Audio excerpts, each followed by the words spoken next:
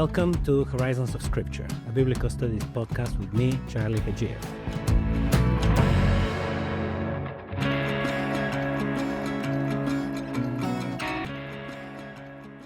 Welcome back to our second episode of the series on the Council of Nicea, and I have today with me my colleague, Jordan. Welcome to the podcast, Jordan. We want to introduce you because you are no stranger to the podcast. Yes, thank you for welcoming me back. Yes, we did an excellent episode about a year ago, didn't we, on the Christian faith and the environment.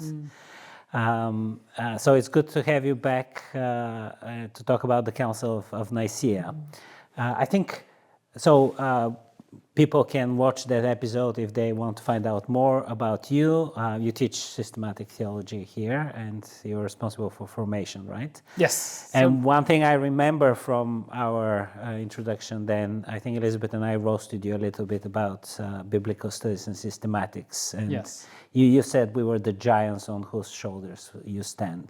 That's funny. We have a slightly different memory of kind of how I stated that. That's interesting. Obviously, your memory is not as good as it should be. I think I remember saying something about theologians reading the Bible, seeking kind of knowledge about God, and biblical scholars reading the Bible, seking knowledge about the first century or something like that. But I have no memory of that. I hope that was cut from the recording. Slight disagreement. Because I thought, the thought of being a giant really appeals to me. I was quite short as a child. True, Charlie. But anyway, so we'll talk about the Council of Nicea, which was one way of expanding the horizons of Scripture, a way of trying to formulate our faith in God and trying to understand what does the Bible say about the nature of God. And we will talk a little bit about the Council itself, but also what was this formulation of that the Council came up with, and does it align with the Bible? Does it go beyond it? What does it mean? Does it have any relevance for us today in understanding who God is? Sure. So I wonder, maybe we can begin by talking about the circumstances. So this is the Roman Empire, and the emperor is called Constantine, and he's the one who calls the council. So maybe can you say something about the socio-political environment and some of the circumstances that led to this event? Sure. Yeah. So you're absolutely right. Constantine was the emperor at the time of the Council of Nicea. In fact, it was Constantine himself who kind of insisted that the bishops gather to sort this particularly thorny kind of theological debate that they were having. So, do you want the short version or the long version? Well, let's have the medium version. We'll have the medium version. If it's too long now. So really our story takes place, or it starts in Alexandria, a rather important see or diocese in the church at that time, and then also by extension in the Roman Empire at that time. And we should point out that Alexandria is in Egypt. Alexandria is in Egypt, that's right. So before Constantine becomes emperor, the church has undergone a quite significant period of opposition from the Roman Empire, and a period in which churches were destroyed, in which Christians were kind of hunted, and a number of bishops and priests, presbyters went into hiding. So this is a period of severe persecution prior to Constantine kind of arriving on the scene. Some of them, as if I remember correctly, were tortured quite a bit. They had their eyes plucked out, and there were some bishops in Nicea who had undergone this. We're still bearing the scars of those years of persecution. Yeah. So during the season of persecution, in the see, or what we would call today the Diocese of Alexandria, the Bishop of Alexandria, Peter, was one of these bishops who went into hiding. So in order to avoid being captured and tortured and killed, Peter went into hiding, and that left something of a kind of a power vacuum in Alexandria at that time. And so you had a neighboring bishop, Meletius, start to perform kind of illicit ordinations so that ministry would continue in that diocese. And all that to say, when Peter's successor, Alexander, which is rather convenient, by the way, that Alexander was the Bishop of Alexandria. It's very easy to remember. When Alexander becomes bishop, he kind of inherits this mess in his diocese. So you have some priests who are ordained by Peter, some priests who are ordained by Meletius, neither really recognizing the validity of each other's orders. You also had just a culture in which priests were operating relatively autonomously within the diocese. You had these charismatic speakers who were attracting huge numbers of followers within the diocese. So poor Alexander. And there was also I guess, the issue of how brave you have been under persecution. So there were some people who were really courageous. Some people had died. Others have gone into hiding. So that's also, I guess, probably of course affects your reputation. Yeah, and it's going to cause some natural tension, I think, if your poor cousin was killed during this season of persecution, but the neighboring presbyter was off safely in hiding somewhere. That's going to create a bit of resentment and tension, isn't it, afterwards? So Alexander inherits this diocese, which is in a real state of discord. And one of the ways in which he goes about trying to bring unity within his diocese is to kind of insist upon a shared confession of faith. So our unity resides first and foremost in our worship and in our relation to Jesus Christ. So let's begin there, says Alexander. And so he sends a letter to all of his clergy, all of his presbyters, and he gives them some biblical passages that he asks them to interpret, kind of to test out how they might make sense of this material, and then he gives them a short confession of faith to sign up to. Is he fishing for dissent, or is he genuinely trying to? I don't have access to Alexander's inner thoughts, so I dare not speak on his behalf. But I think he's writing into a context where there is clear dissent and difference and disunity. So perhaps he is trying to sniff out those who he thinks have deviated from the faith as he understands it. Okay. But really, this is an effort to bring about unity under the authority of the bishop, but unity in terms of a shared faith and confession. So he sends this around, and basically a presbyter by the name of Arius ends up failing Alexander's test. So Arius comes to a different conclusion on the identity of Jesus Christ from Alexander. Alexander is not terribly pleased with Arius's response. Arius effectively goes into exile, and this little debate within Alexandria ends up spilling out beyond Alexandria and really ultimately landing on the desk of Constantine, who is, as you said, the emperor.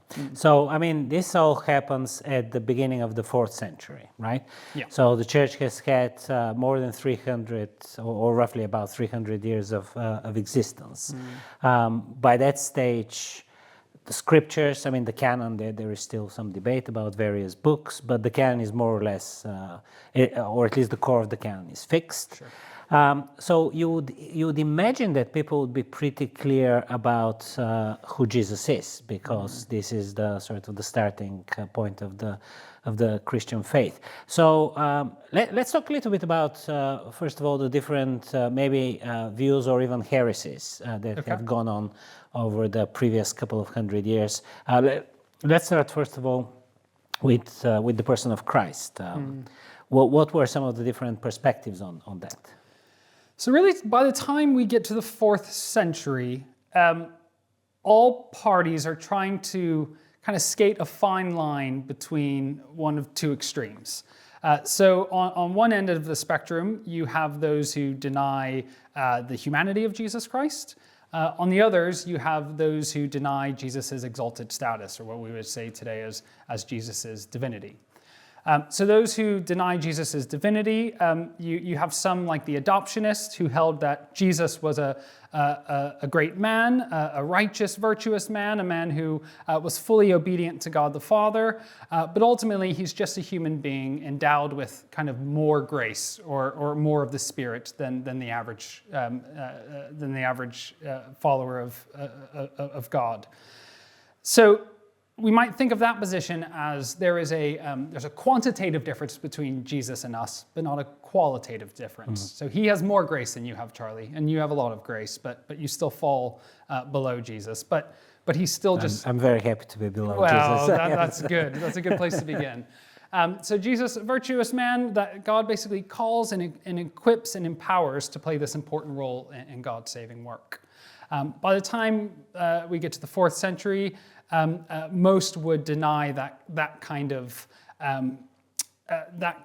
emphasis on his humanity to the exclusion of an exalted status. On the other end of the spectrum, you have those who deny Jesus' humanity. who claim that he is God who appears human, but was not actually human in the way you and I are human. So these are more kind of Gnostic schools of thought swimming around at the time, schools of believers who saw matter as something that was inherently evil. And so if God couldn't be material in that sense. Well, exactly. That would implicate him in evil if he were. So he is a spirit who appears, kind of like a Force ghost in Star Wars or something. You know, Are you familiar with Star Wars? I can relate to that. Yeah. So it appears human to you, but it's only appearance. So, but you would assume that these extreme positions are, I would say, minority positions, or maybe not even recognized as kind of authentic Christian views, right? I think certainly by the 4th century. So when we talk about the difference between Alexander and Arius, not even Arius, who ends up losing this debate, by the way, not even Arius would go so far as the adoptionist to say that he was strictly a human with more grace than the average human being. So by the 4th century, we've come to focus more on an attempt to kind of maintain a tension that we inherit from Scripture. This tension between a Jesus who weeps, a Jesus who grows and develops, a Jesus who suffers and dies, and yet a Jesus who is somehow involved in the creation of the universe, as Paul says. Through him all things were created. A Jesus who is Lord and Judge, a Jesus who says and does the kind of things that only Israel's God could say or do. Yeah, there is definite tension in the Bible in the way that Jesus is presented, and you can understand why that would pose quite a dilemma for people, trying to reconcile that. And there is also then, this leads to another dilemma, which is the Hebrew Bible, which the Christian church inherits as its scripture, says very clearly that the Lord our God is one. So God is one, in contrast to the Roman or Greek or Egyptian religions, where you could have a number of different gods. And Christians, in the main, take over this. There are people in the 2nd century, Marcion famously, who was trying to get rid of the Hebrew scriptures, but the church takes over the faith of the Jews in that respect, that God is one. But then you have this other God running around, Jesus, creating the world and saving people and so on. So I guess it is also a debate in terms of who God is and what his nature is like. And of course. So we have kind of two tensions that overlap, don't we? We have the tension between Jesus's human status and exalted status. And we have a tension between Jewish monotheism and this emerging sense of God's threefold identity, God who is Father, Son, and Spirit. So we have the kind of Christological debate and tension and the Trinitarian debate and tension. And of course, those are going to reinforce They are linked each very other. closely. So very briefly, for a simple mind like mine, can you tell me if you're thinking about this other paradox, is God three or one? What would have been the available options in the 2nd and the 3rd centuries leading up to the council? Yeah, so one option is what's often referred to as modalism, which is it really insists upon that kind of Jewish monotheistic inheritance, that there is only one God. Anything that starts to venture into God's threefold identity would start to compromise God's unity. And so what the modalists taught is that there is one God who appears in 3 different ways at 3 different times. So a little bit like Superman, put on the glasses, you're Clark Kent, put on the mantle of Superman, you are Superman. Same person, but you are acting in a different capacity. So one subject acting in different roles at different times. So you never see Clark Kent and Superman having a conversation with each other, do you? And so it is for the modalists with Father, Son, and Spirit. It is the one God performing different roles at different times. Now, the big problem with modalism, of course, is that in the scriptures, we often have Jesus praying to the Father. We have the Father's voice declaring over Jesus, "This is my Son, the beloved." So modalism fails to make sense of those texts in which we see some form of relationship between the divine persons. So that's one extreme. Another extreme would be kind of a straightforward kind of tritheism. we see very few accounts in the early church of those advocating for tritheism. I think that is that there are three gods. So I think, again, the legacy of Jewish monotheism so informs how Christians have this debate that was never really an option. So what Arius ends up doing, and I recognize we're talking around a lot of figures, so stop me if we're just throwing names out there. What Arius wants is he wants to have his cake and eat it too, in some ways. He wants to say there is only one God. Jesus, or the Logos, the Son, the Word, is not God. However, what Arius claims is that the Word of God, or the Son, is the first and greatest of all God's creatures. So once upon a time, there was just God, God the Father. Then God creates a Son, and then through that Son, he creates everything else. And that allows him to kind of pick up on those biblical texts that speak of Jesus' role in creation and say, well, yes, of course, the Son was used to create everything else.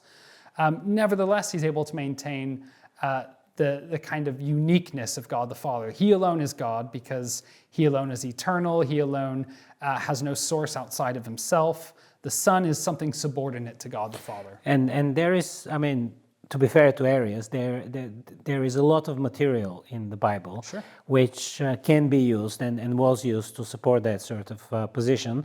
Most importantly, the language of the Son being born or begotten by the Father, right? So if you're thinking about the Father and the Son, you're thinking, okay, well, the Father was at some stage, maybe wasn't married and didn't have a son, and then the Son appeared later on. And then even more scandalous than that, you have Jesus himself saying things like, the Father is greater than I. So Arius would say, look, Jesus himself affirmed that there is this radical distinction between the Father and the Son, that the Son never presumes to have the same kind of exalted status as the Father. So Arius, we tend to think of these kind of early, what we would call today heretics, as these kind of mischievous radicals there to undermine the scriptures and undermine the faith. Arius, in many ways, was a biblicist. He was someone who refused to kind of use extra-biblical language to make sense of this mystery. So he wanted to stick to the language we receive from Scripture. And he's trying to make sense of these texts and hold them together. And so, as you've said, this is a tension that Arius doesn't invent. It's a tension he inherits from the text. And one of the curious things, so we talk about these things, and they can sound quite abstract and divorced from everyday life. Was the Son begotten or not begotten? I get the impression from the little reading I've done that people in those times really cared about those things, not just the bishops, but also ordinary church members, right?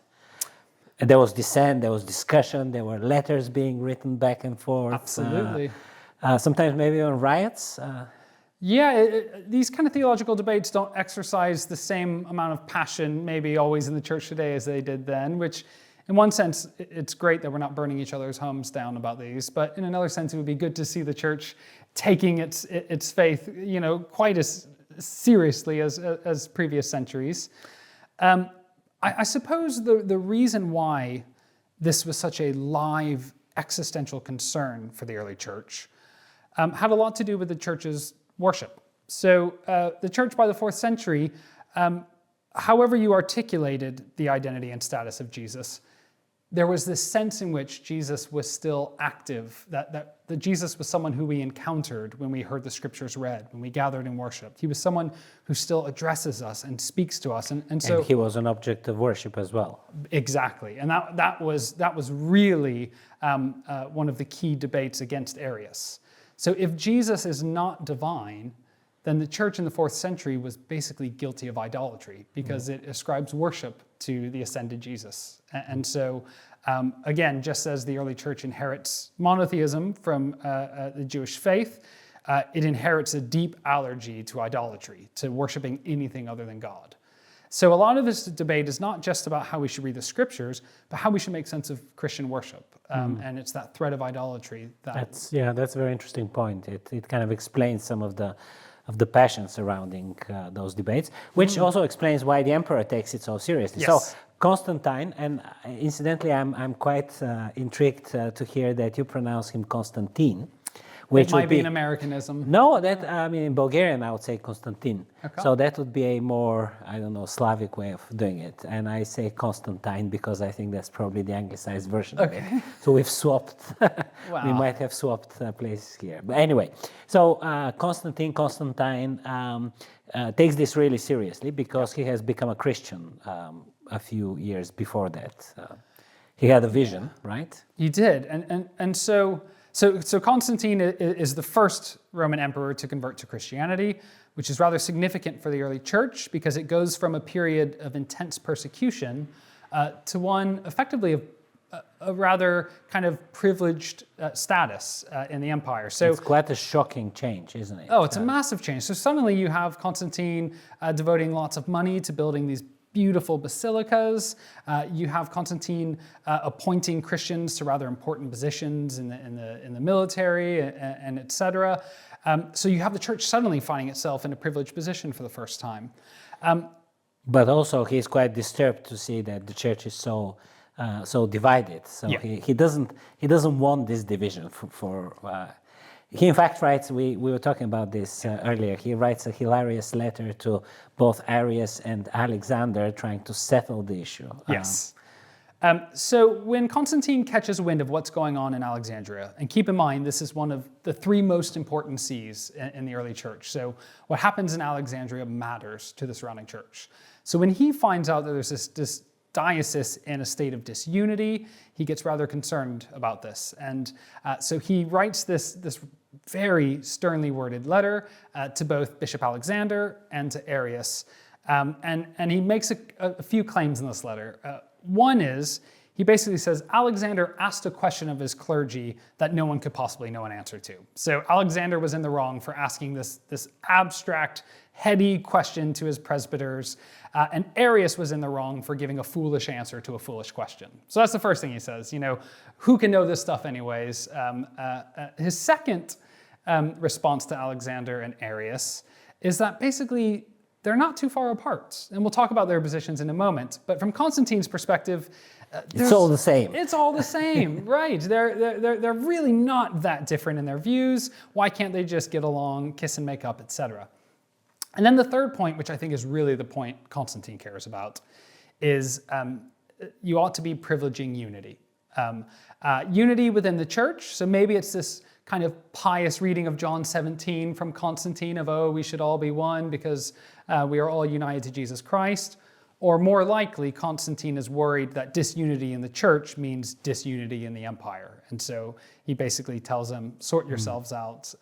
It's better to be united than at each other's throats over something so minor as this. Yeah, he says these are trivial, insignificant matters. Exactly. It's an interesting tension between the desire for truth on one hand, desire for unity on the other, which I suppose we still live with. Well, it's an age-old tension, isn't it? And the church is continuing to kind of wrestle with what to privilege in any number of debates. But in spite of the fact that he's the emperor, his letter doesn't solve the issue. So Arius and Alexander. Something happens to Constantine which we don't quite know, but Constantine goes from thinking this is an insignificant matter to someone got his ear and said, actually, this is pretty significant and it needs sorting. So after writing that letter, Constantine changes his tune a bit and realizes the gravity of this debate. And so he is the one who calls this council in Nicea, which is modern-day Turkey, or in modern-day Turkey, in order to gather the bishops together and basically lock them in one room until they kind of agree on the identity of Jesus Christ. And so that's exactly what happens in 325. We have this council wrestling with these tensions and seeking to kind of come to some shared confession on the person and identity of Jesus. Yes, so it is in some sense a representative body of the global church, although the majority of the bishops are from the East. You have few from the West. But I mean, you do have representatives from Spain and from Italy, a Persian bishop, if I remember correctly, as well. So quite a representative body. And the number, I think the numbers are different.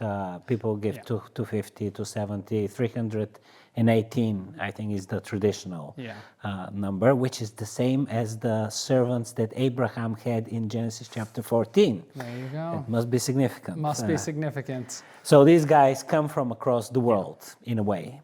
They come to, so Nicea is somewhere close to present-day Istanbul, right? That's right, Yeah. So they come to Turkey and they debate in the presence of the emperor all these issues, and they come up with a creed, which up until today we still read and acknowledge. That's right.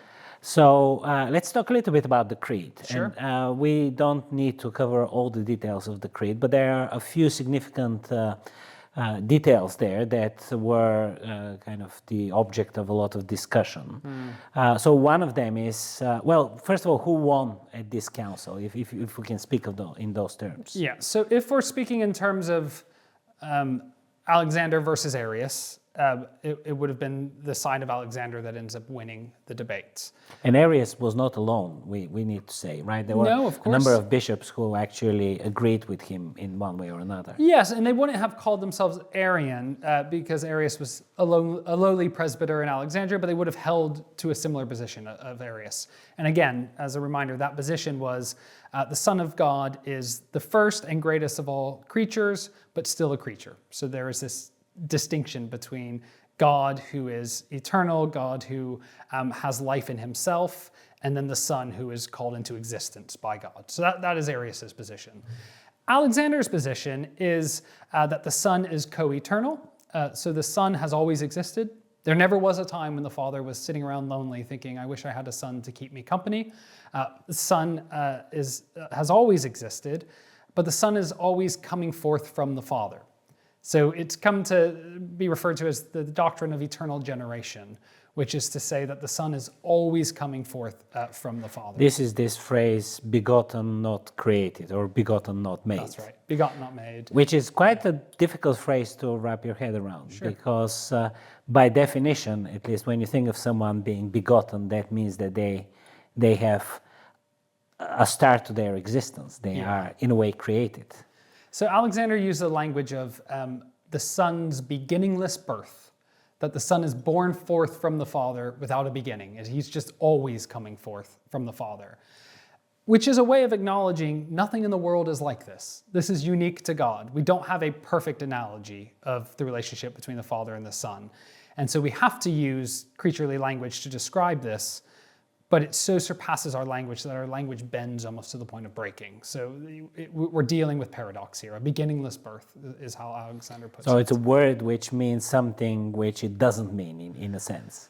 Yeah, so I suppose what the distinction there between begotten and made is something that is made exists as a result of God's will, as though God makes a decision that it would be. So God chooses to create. He could have just as easily not have created, but he freely chooses to create. With the Son comes forth from the Father not by will, but by nature. That is, the Father doesn't decide, I'm going to make a son. The Father is who the Father is because he has this eternal relation to the Son. The Son is who the Son is because of his relationship to the Father. That is just what it means for God to be God. This is a claim about the very nature and identity of God. And so that's the distinction Alexander's trying to make. The Son coming forth from the Father by nature, everything else coming forth from God according to God's will. So do you think, I mean, because we're talking about the Bible and the way the Bible informed this debate, and a lot of the, I think a lot of, as far as I'm aware, a lot of the discussion at Nicea was discussion about, how do you understand Scripture, because we know about God through tradition and Scripture. Yeah. So do you feel today, when you look at the creed, and then when you look at some of the biblical passages that talk about the Son as being begotten, that they mean the same thing, or is there a development or a change in meaning? Yes. So the language of the articles of religion are that the creed sets forth the teaching of Scripture. So this isn't a brand new invention that in the 4th century the church didn't kind of decide to start afresh and think about who this person Jesus was that the creed is an attempt to make sense of the biblical text. And so if it fails in that task, then ultimately the creed fails to accomplish what it was after, which is making sense, faithfully interpreting the scriptures.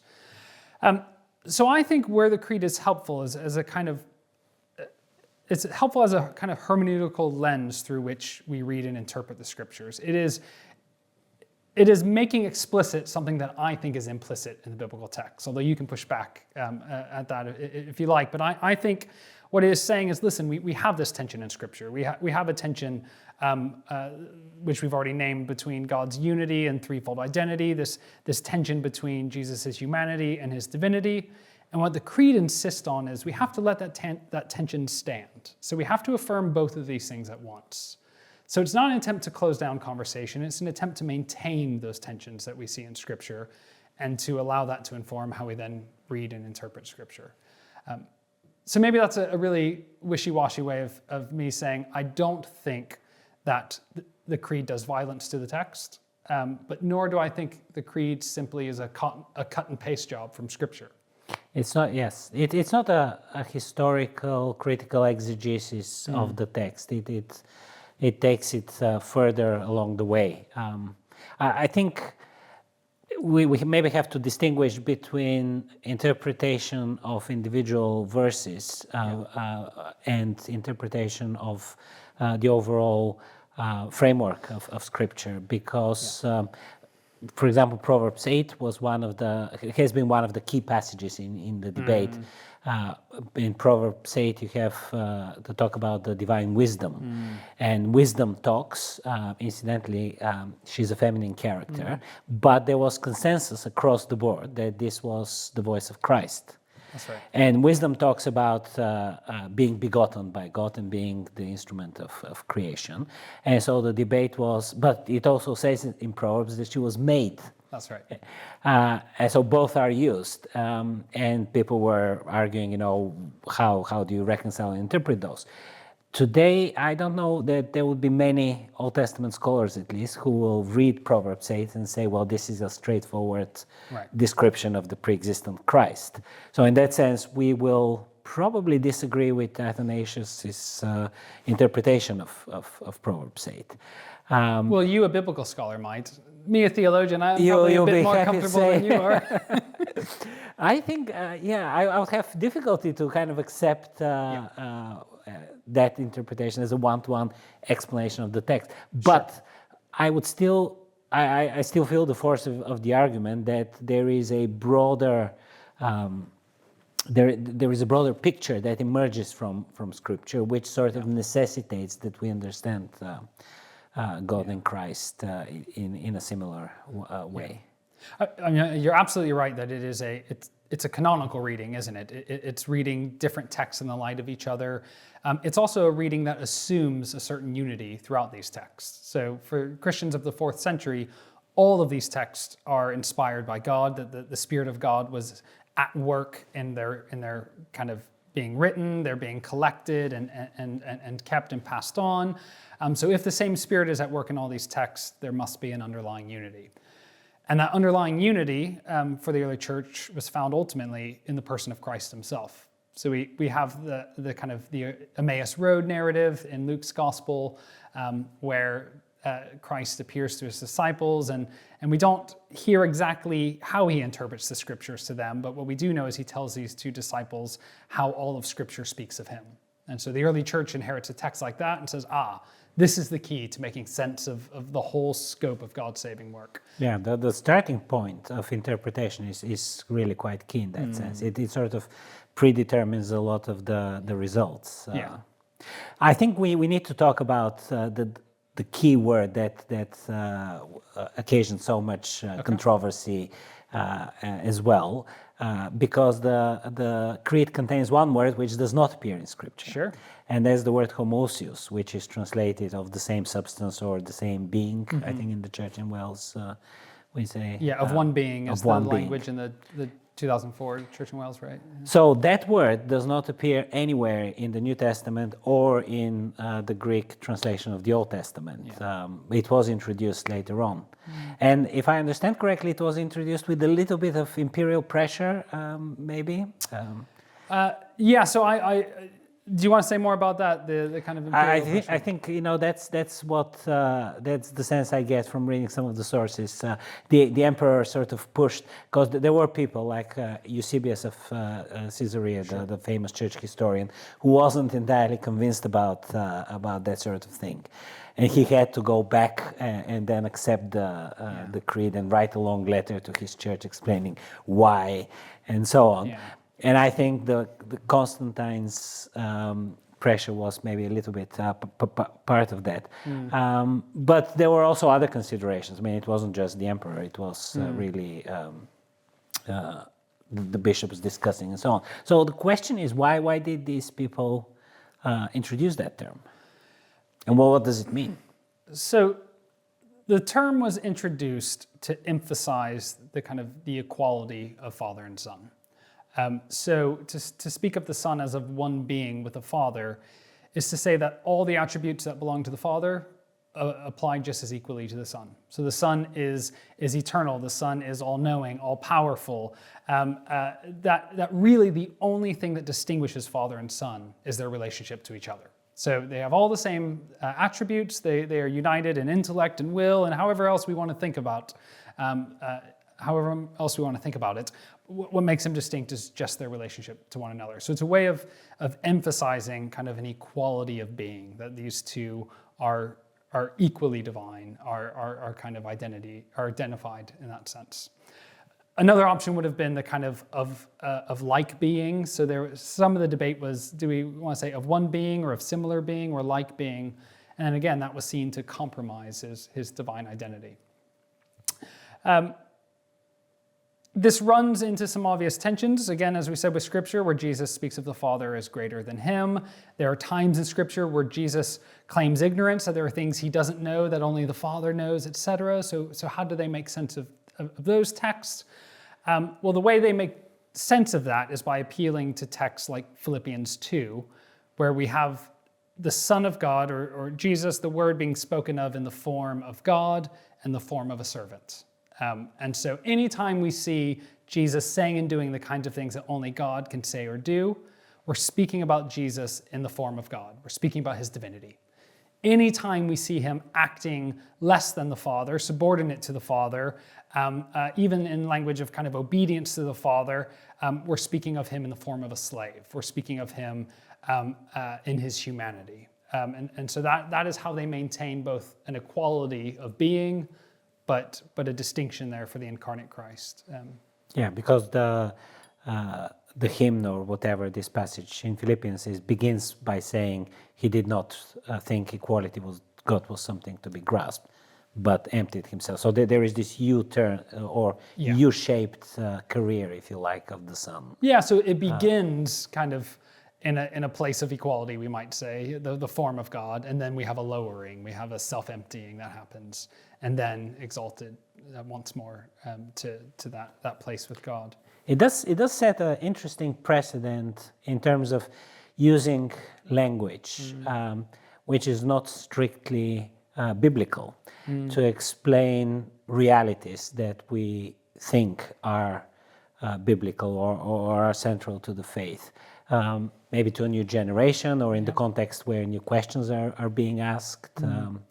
And in that sense, it is interesting to think about Nicea because although it was a long time ago, we are still living in different contexts where we need to confront maybe not exactly the same issue, but sometimes trying to bring the relevance of the biblical teaching to other questions that we struggle with. I think that's right. I think, again, sometimes we can think of Nicea as shutting down the theological conversation, as though the church has decided this is the only way to speak and think about these things, and that's all you can say.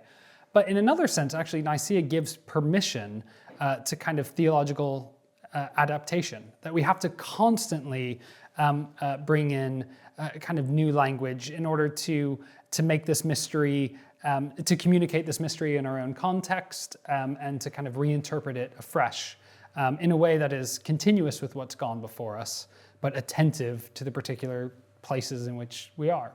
So I think the Nicene Creed gives us a kind of common grammar, it gives us a framework, but it doesn't put an end to the conversation. In fact, it kind of kickstarts this task of the church of constantly re-articulating the gospel afresh in our own context. And that's going to mean drawing on concepts, ideas, language of our own day that may be foreign to the biblical text, but is still necessary to help us make sense of that text and to proclaim it.